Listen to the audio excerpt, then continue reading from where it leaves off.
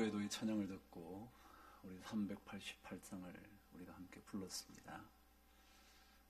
편곡한 곡이거든요. 그때 아주 느낌을 잘 살리면서도 아주 탁월하게 편곡을 한 것 같습니다.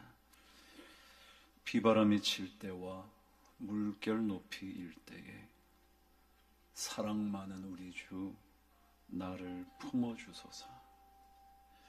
풍파 지나가도록 나를 숨겨주시고 안식 얻는 곳으로 주여 인도하소서. 이절이 특별히 은혜롭습니다. 우리 함께 찬양하시겠습니다. 비바람이 칠 때와 물결 높이 일 때에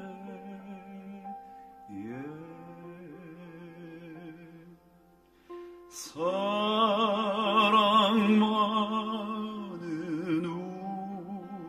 우리 주 나를 품어주소서.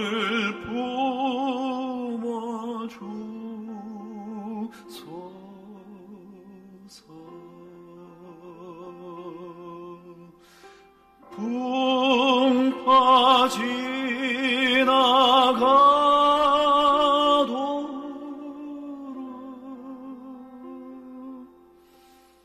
나를 숨겨주시오.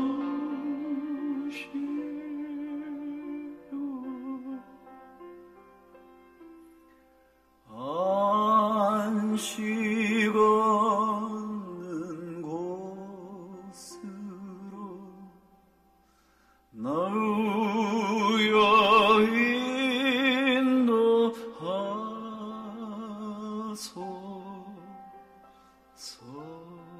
나의 영혼 피할 때 나의 영혼 피할 때 예수밖에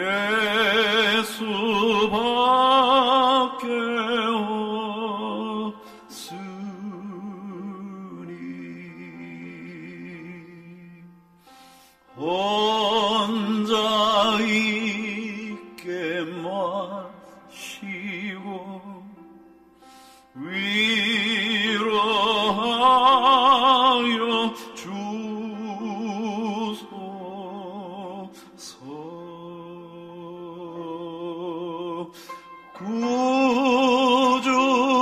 구주이지 하옵고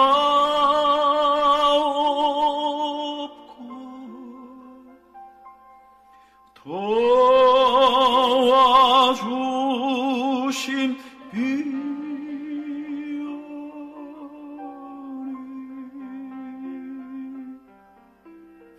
할 수 없는 죄인은 주여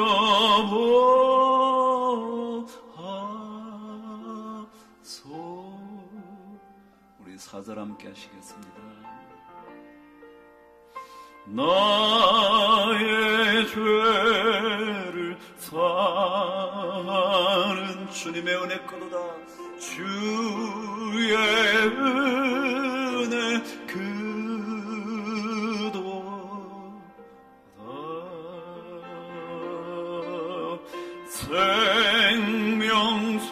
생명수로 고치사 나를 성케 하소서.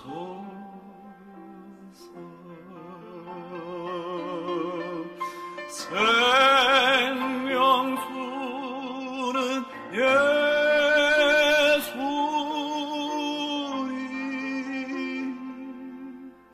마시게 하시옵고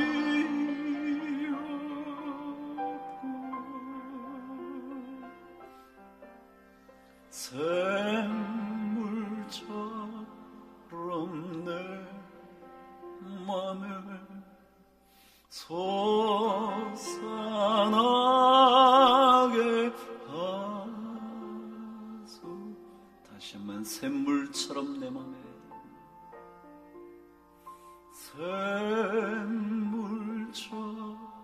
샘물처럼 내 맘에 솟아나게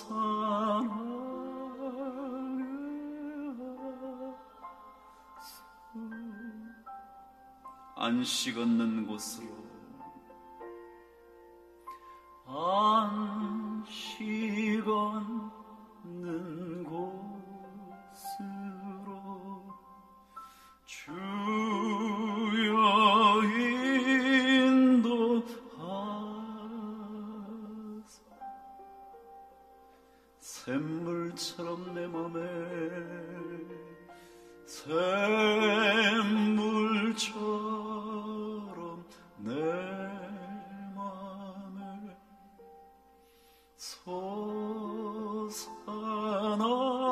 솟아나게 하소서.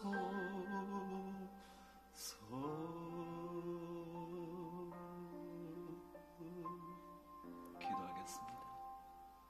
하나님 아버지, 우리 인생에 불어닥치는 비바람, 쉴 새 없이 몰려오는 거대한 물결 속에서도 믿음 잃지 않고 믿음의 항해 잘 할 수 있도록 생명수 되신 주님께서 우리를 다스려 주시옵소서. 힘든 시간 보낼 때, 고통의 순간을 맞이할 때, 그때에도 우리를 위로하실 분, 우리가 피할 곳이 주님밖에 없는 줄 알고 주께 나아가게 하여 주셔서 온전한 안식과 쉼과 평안을 누릴 수 있도록 축복하여 주시옵소서. 생명수는 예수니 마시게 하여 주시옵소서.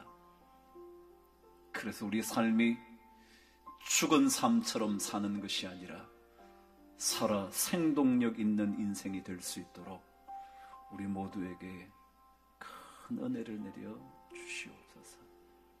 생명수 마시도록, 생명수 영원히 마실 수 있도록 생명의 샘물이 우리 모두에게 영원토록 솟아날 수 있도록 축복하여 주시옵소서. 우리 주 예수 그리스도 주의 이름으로 기도드리옵나이다. 아멘. 아멘. 오늘 하나님 말씀 우리 함께 읽겠습니다. 베드로전서 1장 5절에서 9절까지 말씀 우리 함께 읽겠습니다. 베드로전서 1장 5절에서 9절까지 저와 한 목소리로 말씀을 읽겠습니다. 말씀을 찾으셨죠? 제가 가지고 있는 성경 377면입니다. 저와 함께 말씀을 읽으시죠. 시작. 너희는 말세에 나타내기로 예비하신 구원을 얻기 위하여 믿음으로 말미암아 하나님의 능력으로 보호하심을 받았느니라. 그러므로 너희가 이제 여러 가지 시험으로 말미암아 잠깐 근심하지 않을 수 없었으나 오히려 크게 기뻐하는도다. 너희 믿음의 확실함은 불로 연단하여도 없어질 금보다 더 귀하여 예수 그리스도께서 나타나실 때에 칭찬과 영광과 존귀를 얻게 할 것이니라. 예수를 너희가 보지 못하였으나 사랑하는도다. 이제도 보지 못하나 믿고 말할 수 없는 영광스러운 즐거움으로 기뻐하니 믿음의 결국 곧 영혼의 구원을 받음이라. 아멘. 우리 한 번 더 말씀을 읽으십시다. 하나님의 말씀만 있으면 됩니다. 지난주 말씀대로 말씀이 우리 안에 달리도록 해야지 제 설교가 달리면 안 됩니다. 하나님의 말씀이 여러분 안에 달릴 수 있도록 다시 한번 말씀을 묵상하시면서 천천히 말씀을 읽겠습니다. 시작. 너희는 말세에 나타내기로 예비하신 구원을 얻기 위하여 믿음으로 말미암아 하나님의 능력으로 보호하심을 받았느니라. 그러므로 너희가 이제 여러 가지 시험으로 말미암아 잠깐 근심하게 되지 않을 수 없으나 오히려 크게 기뻐하는도다. 너희 믿음의 확실함은 불로 연단하여도 없어질 금보다 더 귀하여 예수 그리스도께서 나타나실 때에 칭찬과 영광과 존귀를 얻게 하실 것이니라. 예수를 너희가 보지 못하였으나 사랑하는도다. 이제도 보지 못하나 믿고 말할 수 없는 영광스러운 즐거움으로 기뻐하니 믿음의 결국 곧 영혼의 구원을 받음이라. 아멘. 여러분, 혹시 여러분의 인생의 값어치가 얼마나 될 것 같습니까? 모든 것이 값으로 매겨지는 세대에 혹시라도 여러분의 인생까지 값을 매긴다면 얼마쯤 갈 것 같습니까? 만일 여러분의 인격을 내다 판다면 얼마쯤 받으실 것 같습니까? 어느 정도의 돈을 받으시면 여러분의 인격을 내놓으시겠습니까? 스토아 학파의 에픽테투스라는 사람은 이렇게 말했다고 합니다.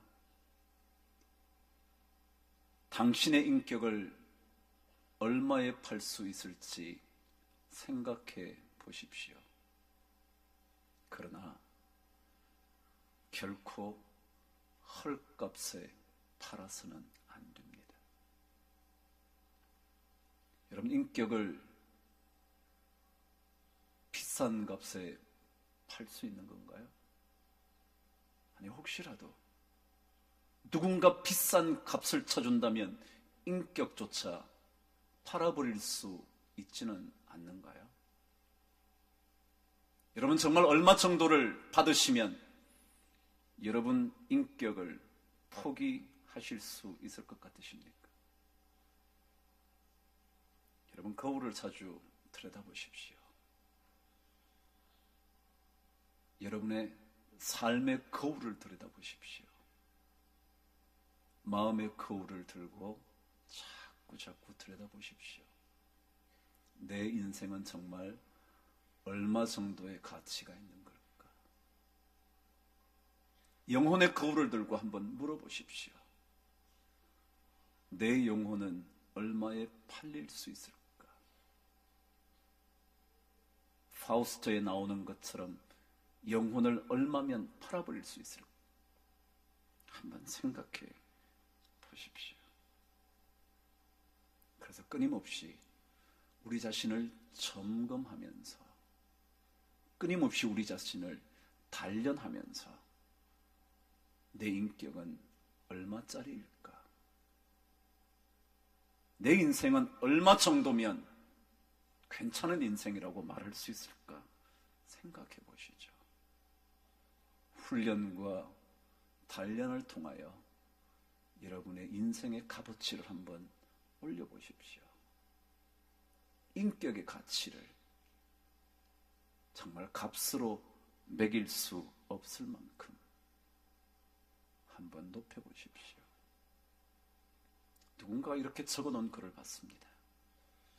굶주려 죽는 것보다 무슨 짓을 해서라도 사는 게 낫다고 생각된다면 그렇게 하십시오. 그러나 당신이 그래도 그럴 수 없지. 내 존엄성을 팔아가면서까지, 내 인격을 해치면서까지 그럴 수는 없지 라고 말할 수 있다면 당신은 전혀 다른 인생을 살게 될 겁니다 라는 글을 썼더군요. 그 그래요. 굶주려 죽는 것보다 차라리 무슨 짓을 했어라도 먹고 살아야지 라고 생각된다면 그렇게 사십시오. 그러나 정말 마음과 영혼의 거울을 들고 들여다보면서 내가 그럴 수는 없지. 내 인격을 팔아가면서까지, 내 인생을 헐값에 내다 놓으면서까지 나 그럴 수 없지 라고 생각하실 수 있다면 여러분의 인생은 전혀 다른 인생을 살게 될 것이라는 말 기억해 보십시오. 여러분과 저는 그리스도인입니다. 예수를 믿는 사람이죠. 예수 믿는 사람이라면 서론 부분에 나온 것처럼 우리도 질문 한번 해봐야 할 겁니다. 내 믿음의 값어치는 얼마나 될까? 여러분과 제가 오랫동안 예수를 믿어왔는데 내가 가지고 있는 믿음의 가치는 얼마나 될까? 얼마 정도를 내어놓으면 내가 조금도 주저하지 않고 내 믿음을 내던져버리게 될까? 어느 정도면 내 믿음을 팔아치워버릴 수 있을까? 또다시 거울을 드십시오. 묵상의 거울을 드십시오. 기도해 보십시오. 그리고 기도하면서 우리 자신을 잘 갈고 닦아 믿음의 값어치를 한번 올려보십시오. 절대로 헐값에 우리의 믿음을 팔아버리지 않도록, 절대 우리의 믿음의 삶을 싼 값에 내던져버리지 않도록 자기 자신을 다잡아 보십시오. 오늘 말씀은 우리들에게 믿음의 가치, 내가 가지고 있는 믿음의 가치를 어떻게 하면 올릴 수 있을까? 그 말씀을 적어 놓은 듯 합니다. 믿음의 값어치. 어떻게 하면 그 가치를 절대로 놓치지 않을 수 있는 그런 믿음이 될까? 설명해 주는 말씀 같습니다. 먼저 우리의 믿음의 가치가 올라가면 어떤 일이 있길래 이 믿음에 대하여, 이 믿음의 가치에 대하여 설명하고 있는 걸까? 저와 함께 먼저 믿음의 가치가 올라가면 어떤 일이 생길까? 말씀 7절을 읽으시면서 확인해 보시죠. 시작. 너희 믿음의 확실함은 불로 연단하여도 없어질 금보다 더 귀하여 예수 그리스도께서 나타나실 때에 칭찬과 영광과 존귀를 얻게 할 것이니라. 아멘. 그럼 우리 믿음의 가치가 올라가면, 우리의 믿음의 가치가 높아지게 되면 어떤 일이 벌어지느냐 하면 그것으로 말미암아 그 인생이 칭찬과 영광과 존귀를 얻게 될 거다. 예수 그리스도 그분께서 오실 그때에, 예수 그리스도 그분께서 우리를 판단하시게 되는 그 순간에 칭찬과 영광과 존귀를 얻게 될 거다. 과연 우리의 믿음의 값어치가 칭찬받을 만할까? 영광을 얻을 만할까? 존귀한 믿음이라 평가를 받을까? 우리는 생각해 보아야 합니다. 만일 우리가 이 믿음의 가치를 잘 유지하게 되면 반드시 여러분과 제가 가지고 있는 믿음으로 말미암아 칭찬과 영광과 존귀를 얻게 될 거라고 성경은 말합니다. 그렇다면 여러분과 제가 가지고 있는 지금의 이 믿음의 가치를 올리려면 어떻게 될까? 믿음의 값어치를 높이려면 어떻게 하면 될까? 오늘 성경은 몇 가지 중요한 것을 가르쳐 줍니다. 다시 한번 7절을 저와 함께 읽습니다. 시작. 너희 믿음의 확실함은 불로 연단하여도 없어질 금보다 더 귀하여 예수 그리스도께서 나타나실 때에 칭찬과 영광과 존귀를 얻게 할 것이니라. 아멘. 어떤 믿음의 가치를 가지면 칭찬과 영광과 존귀를 얻는다고 말하느냐 하면, 성경은 믿음이 확실해지면, 여러분과 제가 가지고 있는 믿음이 확실하면 주님 오실 때에 칭찬과 영광과 존귀를 얻게 될 거라는 겁니다. 그렇다면 확실하다는 뜻이 뭘까요? 확실하다는 헬라어 단어의 가장 중요한 두 가지 뜻은, 첫 번째, 증명이 된다. 두 번째, 진정성이 담겨 있다라는 뜻이랍니다. 첫 번째는 믿음이 확실해지면 칭찬과 영광과 존귀를 얻는다는데, 확실하다는 말은 먼저 증명할 수 있어야 된다는 겁니다. 여러분과 제가 믿음 생활을 오래 했는데 증명이 되냐, 그런 거예요. 정말 프루브 할 수 있냐. 네가 믿음이 있다고 그러는데 진짜 증명할 수 있는 게 뭐냐? 한번 내봐라, 내놔봐라. 증명할 수 있다면 칭찬과 영광과 존귀를 받게 될 거라는 겁니다. 증명할 수 있을 때. 여러분, 뭘로 믿음을 증명할 수 있을까요? 오늘 성경은 6절과 7절에 비슷한 단어, 아니 동일한 단어로 우리에게 믿음을 증명할 수 있는 길 설명합니다. 6절을 저와 함께 7절 앞부분까지 읽어보시죠. 시작. 그러므로 너희가 이제 여러 가지 시험으로 말미암아 잠깐 근심하지 않을 수 없으나 오히려 크게 기뻐하는도다. 너희 믿음의 확실함은 불로 연단하여도 없어질 금보다 더 귀하여. 그랬습니다. 6절과 7절에서 단어가 등장하는데, 하나는 시험이라는 단어와 또 다른 단어는 연단이라는 단어입니다. 둘 다 똑같은 의미입니다. 다시 말하면 값어치를 증명할 수 있으려면, 믿음의 가치를 증명할 수 있으려면 시험과 연단의 테스트를 통과해야 한다라는 겁니다. 어려움을 당할 때, 힘들 때, 분노하고 싶을 때, 그때 당신이 믿음이 있다면, 믿음의 값어치를 정말 높일 수 있다면, 그것은 바로 그 연단과 시련의 과정을 잘 지나가야 한다. 오늘 말씀은 여러 가지 시험으로 말미암아 잠깐 근심하지 않을 수 없으나 도리어 기뻐한다. 이게 증명이 되는 겁니다. 화가 나는데, 견딜 수 없는데, 폭파시켜버리고 싶은데, 근데 그때 이 시험의 과정을 잘 지나가서 오히려 기뻐할 수 있다면 그 사람은 증명된 믿음을 갖고 있다. Proven faith. 증명이 되어진 믿음을 갖고 있다. 성경은 말합니다. 사람은 누구나 고통을 피하고 싶습니다. 저도 마찬가지입니다. 고통이 없으면 좋겠습니다. 고통이 있는 것 지긋지긋합니다. 한순간이라도 이 고통에서 마음 편하게 지날 수 있다면 이 모든 것 포기해버리고 싶습니다.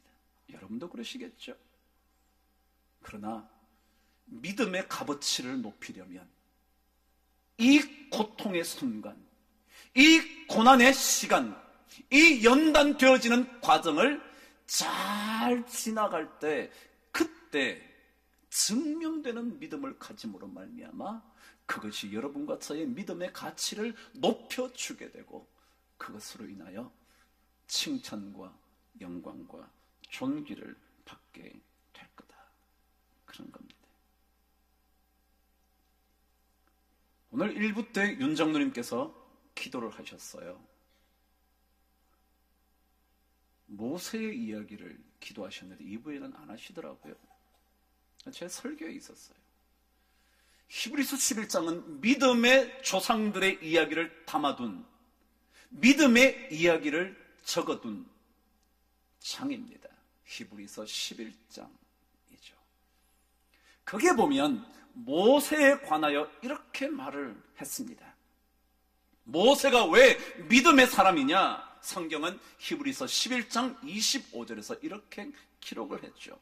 그는 도리어 하나님의 백성과 함께 고난받는 것, 그것을 잠시 동안 죄악의 낙을 누리는 것보다 더 기뻐했다. 더 좋아했다. 고통받는 게 더 좋답니다. 그게 믿음의 사람이라는 거예요. 여러분과 제가 겪고 있는 고통의 물결, 비바람이 칠 때와 물결 높이일 때 여러분과 제가 그 과정을 어떻게 지나느냐에 따라 믿음이 증명될 것인가 아닌가가 결정이 된다. 고통 없는 인생 좋을 것 같지만 결코 좋은 것만은 아닌 것 같습니다. 힘든 시간이 없는 것, 우리 모두가 바라고 있는 것일지는 모르지만 그것이 언제나 좋다고 말할 수 있는 것만은 아닌 것 같습니다. 우리 몸에는요, 뇌에서부터 뻗어나온 신경세포가 그물망처럼 온몸에 연결되어 있습니다. 그런데 이 신경세포는요, 크게 두 가지 큰 세포군으로 나눠진답니다. 하나는 운동을 담당하는 운동신경세포가 있고요, 하나는 감각을 담당하는 감각신경세포가 있답니다. 근데 감각신경세포는 되게 그런 겁니다. 여러분, 우리 몸에 어떤 것들이 가해지면 느끼죠. 예를 들어 어떤 압력이 가해지면 눌리고 있는데 조금 더 세지면 이거 너무 눌러서 아픈데 이거 더 눌리면 뼈가 부러지겠는데, 아시죠? 그게 감각신경세포가 압력이 가해질 때 잽싸게 뇌로 신경을 보내서 내가 지금 압력을 받고 눌리고 있구나, 빨리 피해야겠네, 그렇지 않으면 뼈가 부러지겠네, 살이 터져 나가겠네 생각한다는 겁니다. 그래서 피하게 된대요. 온도도 마찬가지입니다. 뜨거운 온도가 우리 몸속에 다가오면 뜨겁지, 이거 피하지 않으면 화상을 입겠네, 잽싸게 감각신경세포가 뇌로 전달이 되어 곧장 그 뜨거움으로부터 피하려고 하게 되고 다음부터 뜨거운 것 함부로 만지지 않게 된다는 거죠. 그런데 우리 몸의 내장 속에는 이 감각신경세포가 조금밖에 퍼져 있지 않답니다. 그래서 웬만한 고통을 잘 못 느낀다네요. 뜨거운 것을 먹어도 뜨거워 그러면서 곧장 내뱉을 수 없다는 겁니다. 잘 느끼지 못할 만큼 감각세포가 많이 있지 않다는 겁니다. 그래서 이 내장에서 문제가 생겨서 고통스럽다고 발견하게 되게 되면 그때는 꽤나 늦은 경우가 많답니다. 그래서 깨닫게 되면 말기다 그런다는 거죠. 우린 전부 다 고통이 없으면 좋겠지만 고통을 느낄 수 있어야 삽니다. 고통을 느끼지 못하게 되거나 고통이 없는 것을 좋아하게 되면 그거는 말기입니다. 성경은 말합니다. 우리의 믿음이 어떻게 값어치가 올라갈 수 있는가? 그것은 고통을 주면서 고통을 통과할 수 있는 힘을 가지게 되면 그 사람의 믿음에 가치가 있다. 저도 지금은 너무 고통스러워서 모든 것 던져버리고 싶은 때가 너무 많습니다. 여러분 가정에도, 여러분의 자식을 기르다가도, 여러분의 사업을 운영하시면서, 여러분의 몸을 관리하시면서 그런 마음 드실 때 있겠죠?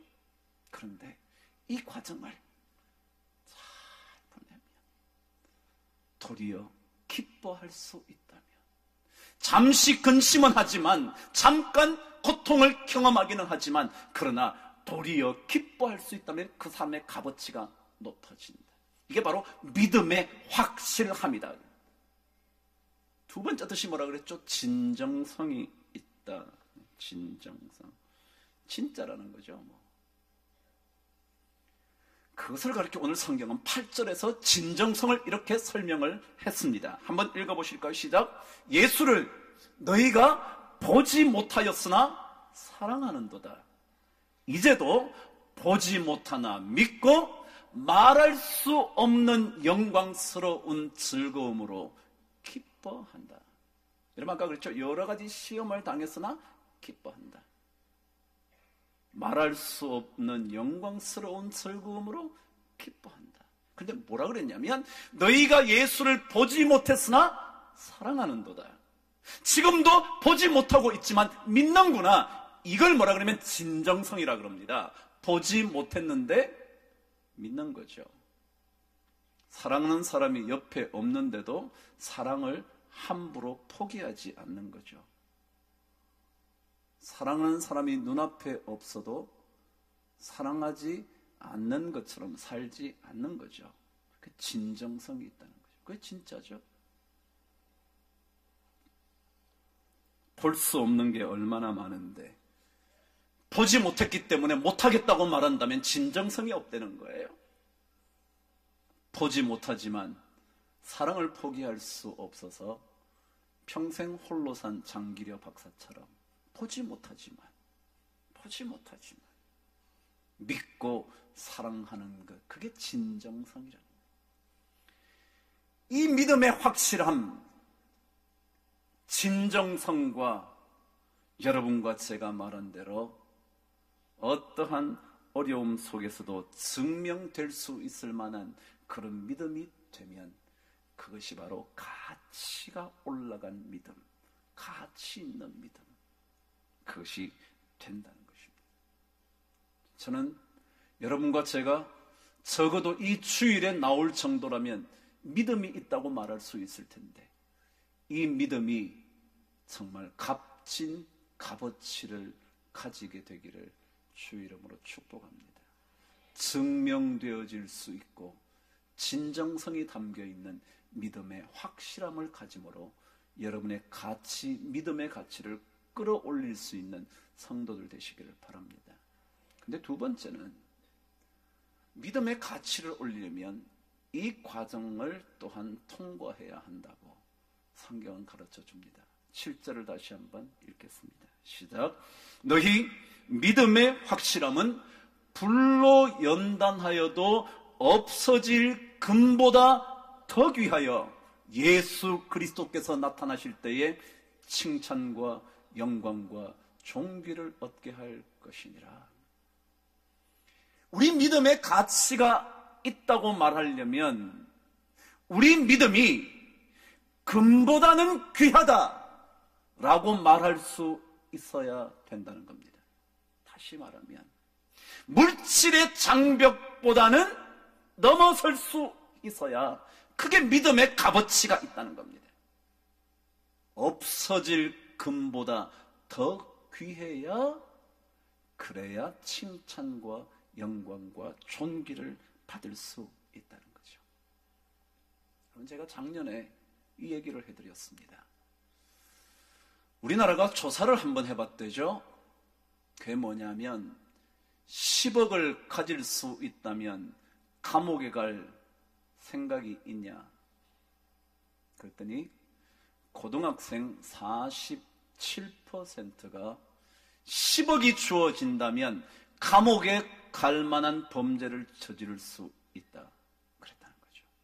거의 50%가 10억만 준다면 가질 거 양심 팔지 뭐. 10억만 내가 가질 수 있다면 내가 가진 믿음 포기하지 뭐. 10억만 내가 가질 수 있다면 가정 같은 거 버릴 수 있지 뭐. 그럴 수 있다는 겁니다. 근데 여러분, 이것을 넘지 못하면, 없어질 금보다 더 귀한 믿음이 없으면 칭찬과 영광과 존귀를 누릴 수는 없다. 제가 또 작년에 박수근 화가의 아내에 대한 얘기를 했습니다. 여러분 기억하시나요? 저는 그 말이 너무 감동적이라 아마도 평생 잊지 못할 것 같습니다. 기억하시나요? 살아생전에 그는 부요함을 누리지 못했던 화가였습니다. 그 탁월한 그림을 박완서 작가에게 좀 팔아달라고 요청을 할 만큼 가난한 인생을 살았죠. 너무너무 힘드니까 아이들이 불평을 했대죠. 큰아들이 불평을 하니까 그때 박수근 화가의 아내가 이런 말을 했다고 한 것 기억하시죠? 아들아, 엄마는 부자가 되기 위하여 결혼한 게 아니라 너네 아빠랑 행복하고 싶어서 결혼했단다. 그 말 기억하시나요? 여자들은 꼭 기억해야 되는데, 여자들은 꼭 기억해야 되는데, 이거 저는 그 말이 나도 이런 여자 만났으면 좋겠네.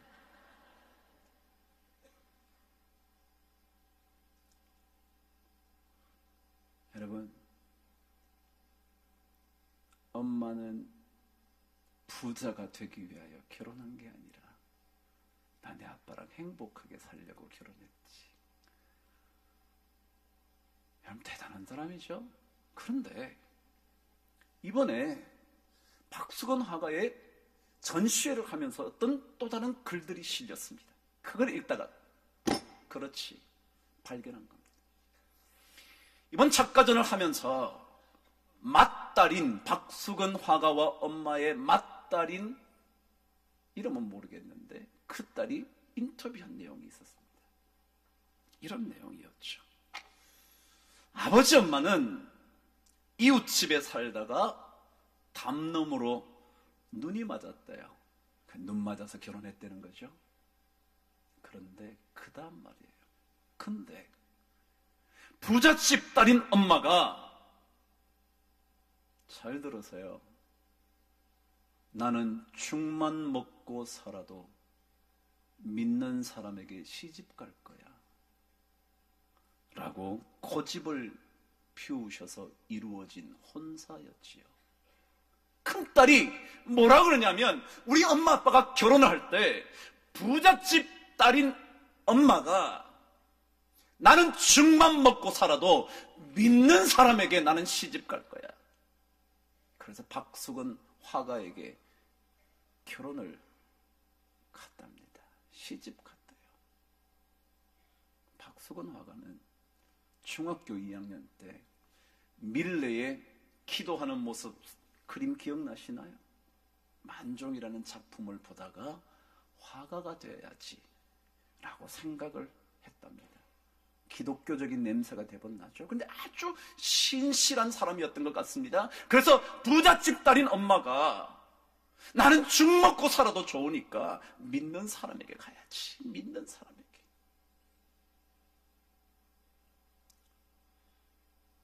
그래서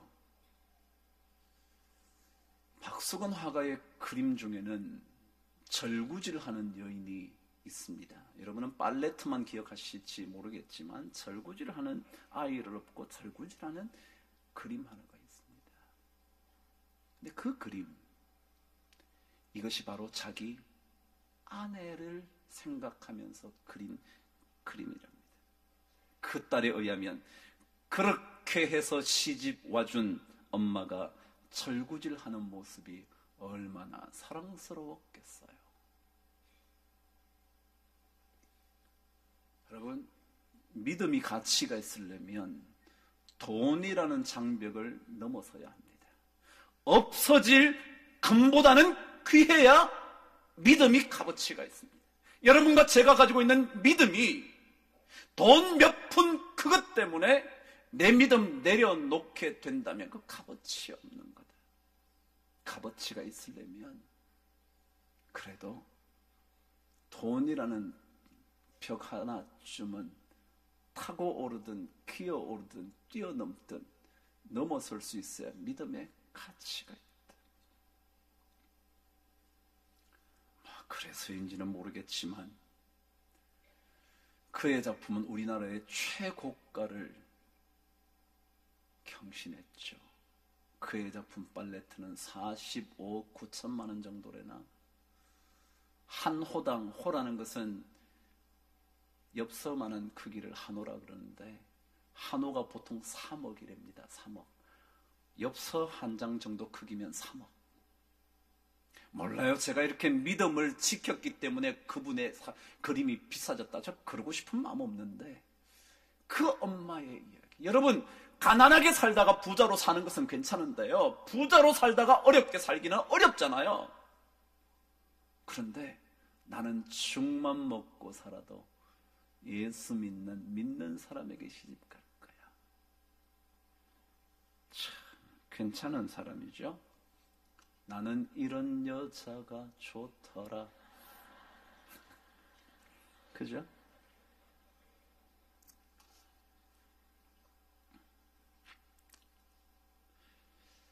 그래요. 이 정도 되면 믿음의 가치가 올라갑니다. 여러분, 돈 좀 없다고 너무 그러지 맙시다.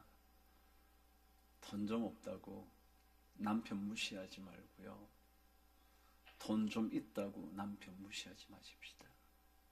아니, 돈 좀 있다고 우리 옆에 사는 사람 함부로 말하지 맙시다. 하대하지 맙시다. 왜요? 우리 예수 믿는 사람의 믿음의 가치는 그걸 넘어서야 되는 거거든요.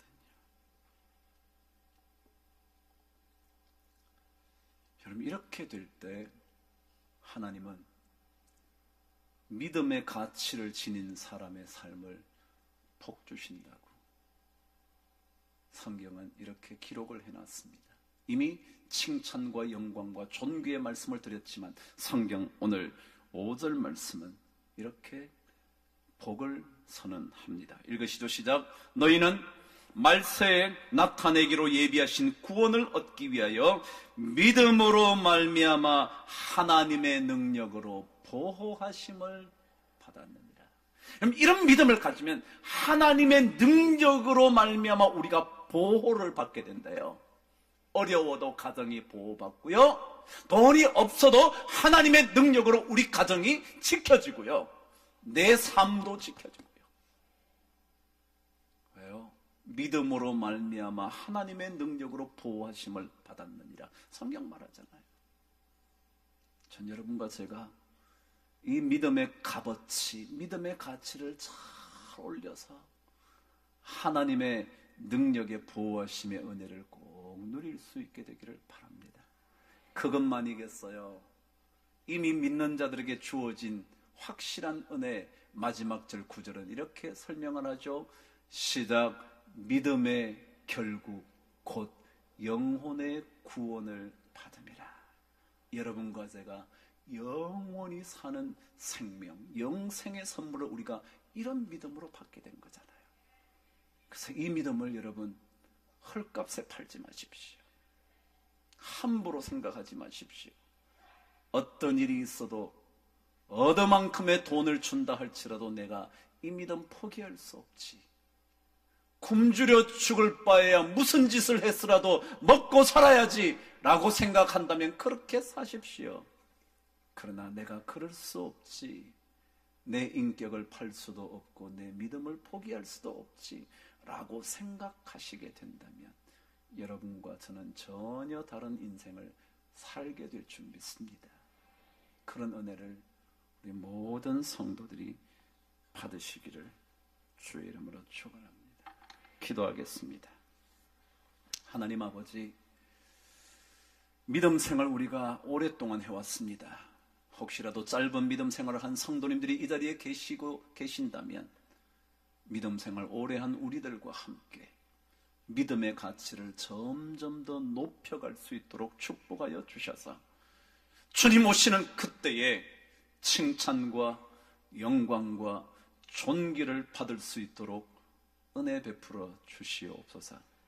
힘들어도 고통스러워도 고난의 물결을 잘 지나가게 하시고, 그리고 물질 때문에 우리의 믿음이 흔들리지 않도록 붙잡아 주셔서 하나님의 능력으로 늘 보호하심을 받는 아름다운 성도들 삶이 되게 하여 주옵소서. 우리 주 예수 그리스도 이름으로 기도드리옵나이다. 아멘.